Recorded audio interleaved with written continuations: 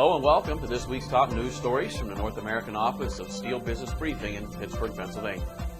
The Associated General Contractors of America said recent federal construction figures for September show the construction industry is still suffering from the economic downturn. Private construction investment declined by 21% from September 2008 to September 2009, and the annualized level of private 2009 construction spending went from $774 billion to $614 billion in that time period. Most large U.S. flat-rolled steel makers have been holding the line on hot-rolled sheet prices in an effort to stop their slide, while second-tier mills have been working to snatch up orders at discounted prices. The efforts of the top-tier mills apparently are paying off.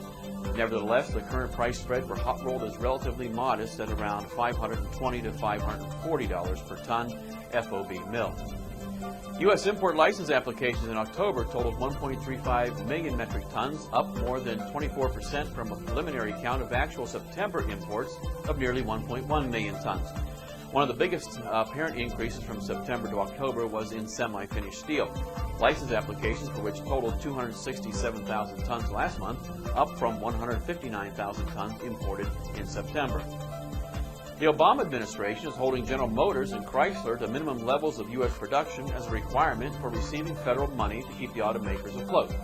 The U.S. Treasury set conditions for the auto industry to receive roughly $81 billion in funding, including the requirement that a certain portion of their vehicles be manufactured in the U.S. within 90% of the level disclosed in the automakers' business plans. U.S. electrical sheet shipments are projected to be up in the fourth quarter and in 2010 due to global concerns about energy efficiency. North American producers Allegheny and Ludlam and AK Steel both pointed to planned upgrades in the U.S. electrical grid as a potential boon in 2010. AK Steel CEO James Wainscott said increased electrical shipments probably will begin in early 2010 with gradual increases throughout the year.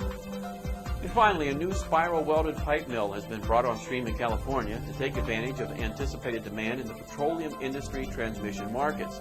U.S. Steel and South Korean steel companies POSCO and Sia Steel recently inaugurated the pipe works dubbed United Spiral Pipe LLC in Pittsburgh, California.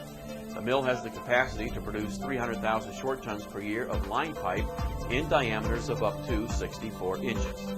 That's this week's headlines from North America. Tune into SBB next week for more, and we'll see you then.